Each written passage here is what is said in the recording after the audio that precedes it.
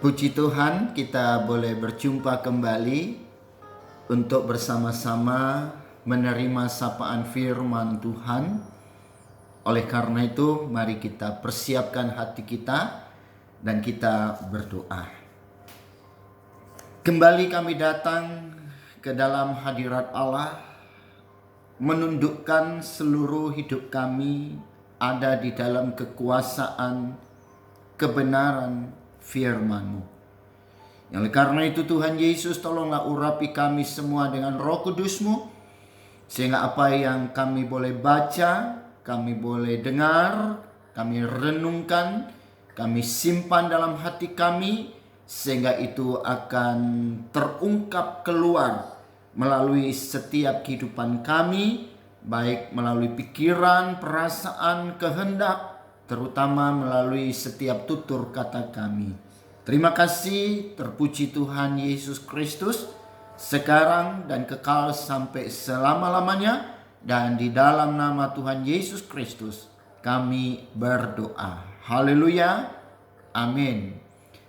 Bapak Ibu Saudara, pembacaan kita pada hari ini kita ambil dari Amsal pasal 22. Amsal 22 ayat 17 sampai 29. Sekali lagi, Amsal pasal yang ke-22 ayat 17 sampai 29. Ya, Amsal-amsal orang bijak. Demikian firman Tuhan. Pasanglah telingamu dan dengarkanlah amsal-amsal orang bijak. Berilah perhatian kepada pengetahuanku, karena menyimpannya dalam hati akan menyenangkan bagimu, bila semuanya itu tersedia pada bibirmu. Supaya engkau menaruh kepercayaanmu kepada Tuhan, aku mengajarkannya kepadamu sekarang, ya, kepadamu. Bukankah aku telah menulisnya kepadamu dulu dengan nasihat dan pengetahuan untuk mengajarkan kepadamu apa yang benar dan sungguh, supaya engkau dapat memberikan jawaban yang tepat kepada orang yang menyuruh engkau. Janganlah merampas orang lemah, karena ia lemah, dan janganlah menginjak-injak orang yang berkesusahan di pintu gerbang. Sebab Tuhan membela perkara mereka dan mengambil nyawa orang yang merampasi mereka. Jangan berteman dengan orang yang lekas gusar. Jangan bergaul dengan seorang pemarah, supaya engkau jangan menjadi biasa dengan tingkah lakunya dan memasang jerat bagi dirimu sendiri.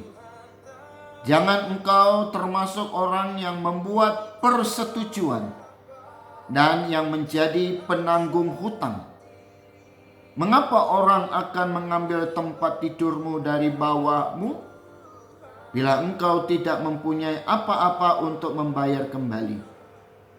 Jangan engkau memindahkan batas tanah yang lama yang ditetapkan oleh nenek moyangmu. Pernahkah engkau melihat orang yang cakap dalam pekerjaannya? Di hadapan raja-raja ia akan berdiri, bukan di hadapan orang-orang yang hina. Bapak Ibu sekali lagi, ya, khususnya bagi saudara-saudara kaum muda, betapa pentingnya kita belajar agar kita beroleh pengetahuan yang benar dan mendapatkan hikmat. Jadi hikmat itu sederhananya adalah kemampuan untuk mengerjakan segala sesuatu dengan lebih baik. kemampuan untuk mengerjakan segala sesuatu dengan lebih baik. Sehingga kita bisa mengungguli, ya, atau ya katakanlah sebagai ya, pribadi yang unggul. Kira-kira begitu ya. Nah, jadi Bapak Ibu Saudara yang saya kasihi, ya, betapa pentingnya ya, hari-hari ini ya, di tengah berbagai pilihan,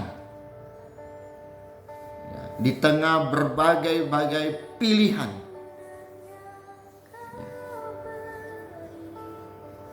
ya, kalau mau memilih yang baik dari antara yang jelek itu ya gampang. Ya, gampang. Tapi bagaimana kita harus mampu memilih yang terbaik dari antara yang baik.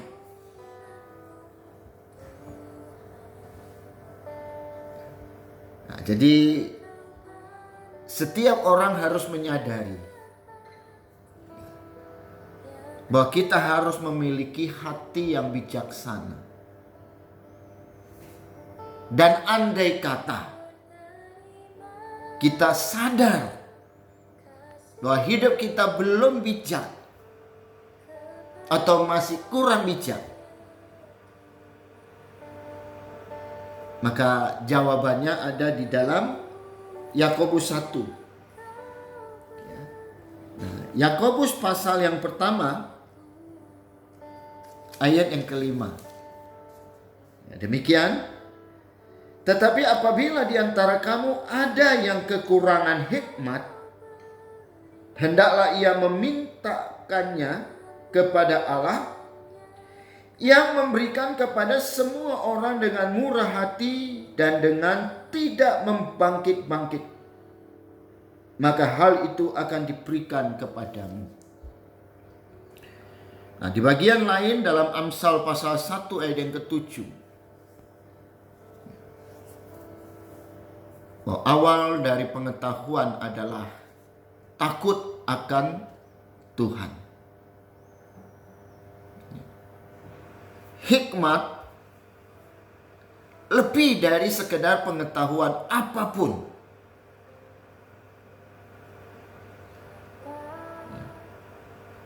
Karena hikmat dibutuhkan oleh orang yang mau hidup bijaksana.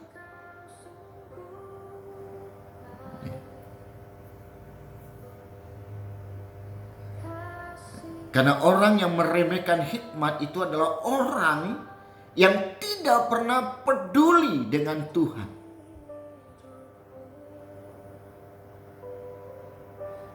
Semua orang boleh beragama, tapi tidak semua orang bertuhan.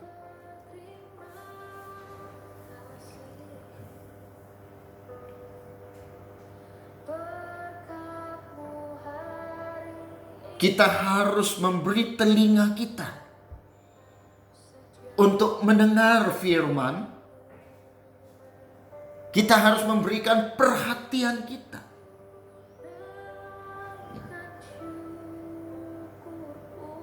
untuk memperhatikan ajaran Alkitab dan menyimpannya di dalam hati.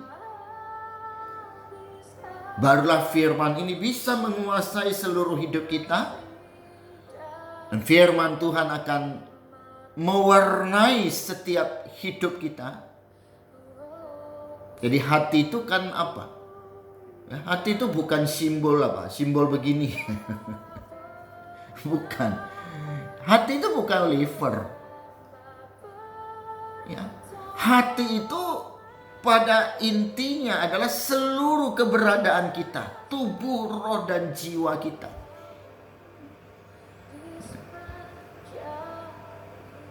Dan inilah yang membuat orang itu bisa bahagia. Ya. Hati yang bijaksana itulah yang bisa membuat orang bersukacita. Bukan karena materi, bukan karena timbunan harta, bukan ukuran rumah, bukan jabatan tinggi yang membuat orang sukacita.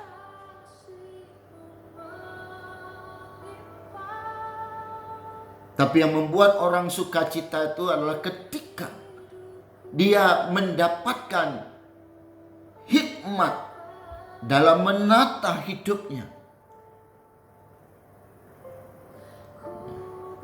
Nah, ini yang menjadi persoalan. Dan sekali lagi penekanan di dalam Yakobus 1 ayat 5 bahwa hikmat itu ada pada Tuhan. Jadi kita sudah tahu jawabannya. Bahwa setiap hari kita harus butuh jawaban Tuhan. Setiap hari kita harus bertanya kepada Tuhan. Setiap hari kita harus hidup dekat dengan Tuhan. Kita harus terhubung dengan Tuhan. Itu kuncinya. Jadi hikmat itu membawa hidup kita. Hikmat itu membawa hati kita untuk percaya dan mempercayakan seluruh hidup kita kepada Tuhan. Kita tidak menaruhkan pengharapan kita kepada materi, kepada benda-benda mati, kepada oknum-oknum atau pribadi-pribadi yang memiliki kekuatan, atau orang yang berpangkat yang kita pikir dia akan bisa memberikan perlindungan kepada kita. Tidak. Karena perlindungan kita, pertolongan kita hanya ada di dalam Tuhan Yesus Kristus. Soal Tuhan memakai apa dan siapa, itu sepenuhnya adalah wewenang dari Allah sendiri. Jadi kita harus menaruh kepercayaan kita sepenuh hati kita kepada Tuhan.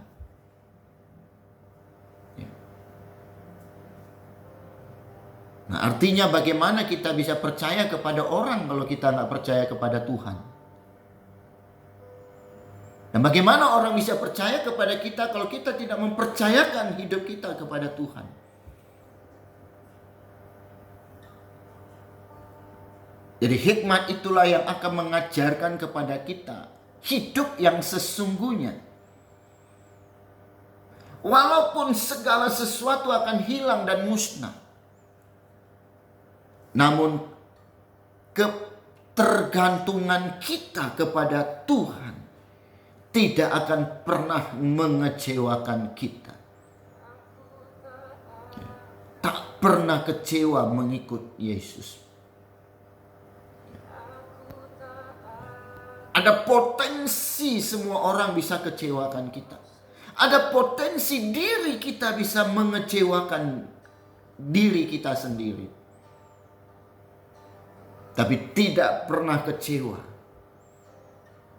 ketika kita berharap penuh kepada Tuhan. Jadi penulis Amsal ini sangat menekankan pentingnya hikmat. Bahkan kitab Amsal juga disebut sebagai kitab hikmat.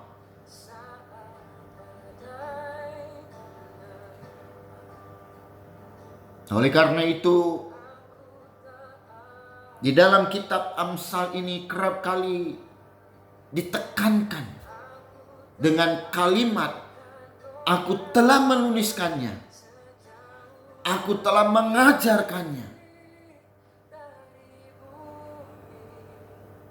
Dan firman itu tidak ditulis oleh tinta emas sekalipun.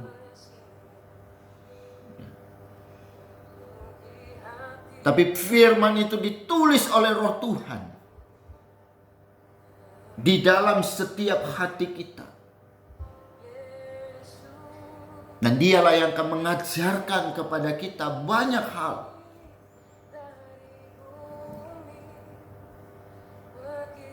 Oleh karena itu Amsal mengingatkan kita bahwa hikmat inilah yang akan mengajarkan seseorang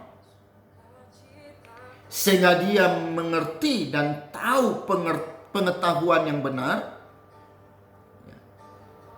melakukan yang benar,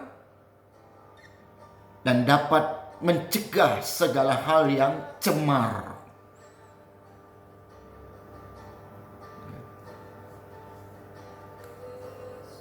Nah, kalau kita tahu kita sudah melakukan yang benar, maka kita tidak pernah akan gentar. Kita tidak akan pernah takut, gelisah untuk berhadapan dengan apapun juga. Jadi sekali lagi,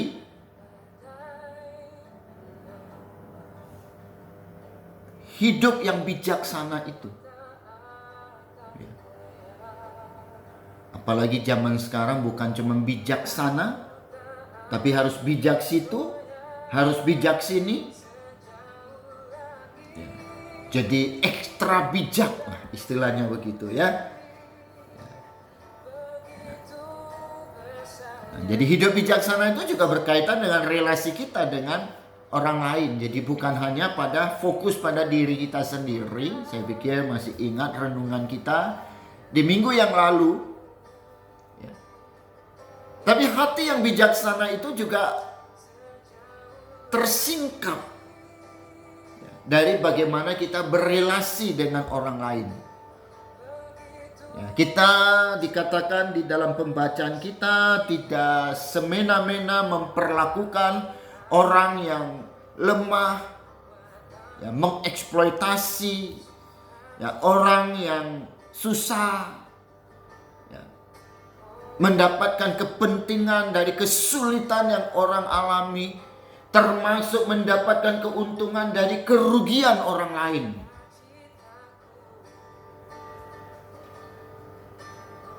Ya. Jadi satu sisi kita harus lihat ke atas, tapi sisi yang lain jangan pernah menunduk untuk lihat ke bawah.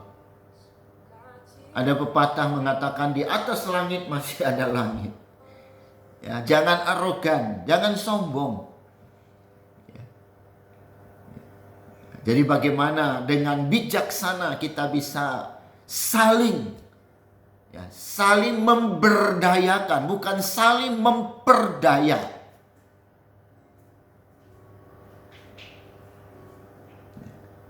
Nah, istilahnya yang agak sedikit vulgar, jangan mentang-mentang.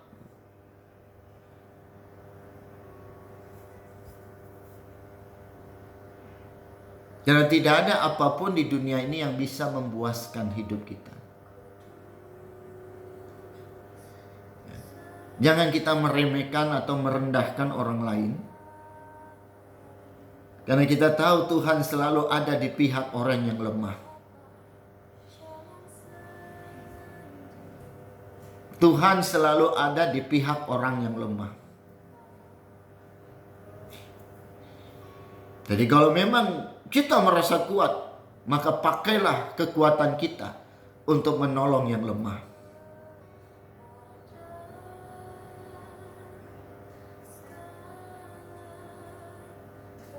Tapi juga jangan kita merasa berkecil hati. Kalaupun kita merasa lemah dan tidak berdaya, mari kita tingkatkan kapasitas kita.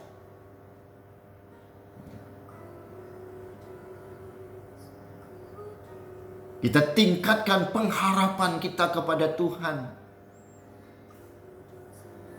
Maka Tuhan yang mampu mengangkat kita. Artinya bahwa tidak ada satu orang pun yang boleh menganggap dirinya lebih baik, lebih layak,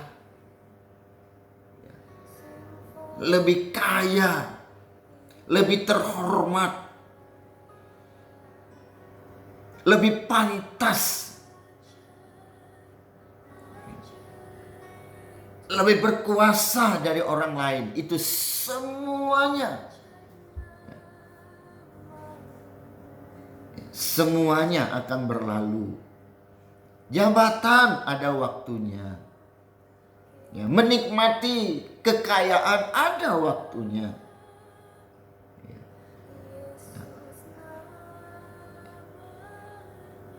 Jadi kita jangan mengabaikan Tuhan yang telah menciptakan semua. Jadi ada kita syukuri, tidak ada kita juga syukuri. Karena intinya adalah bagaimana kita bisa mengucap syukur. Bukan kaya dulu baru mengucap syukur, bukan ada dulu baru mengucap syukur. Tapi mengucap syukurlah maka kita akan diperkaya. Mengucap syukurlah maka Tuhan mampu mengadakan yang tidak ada menjadi ada. Jadi jangan kita mengabaikan firman Tuhan. Mengabaikan firman Tuhan itu kan artinya apa ya? Melawan Tuhan.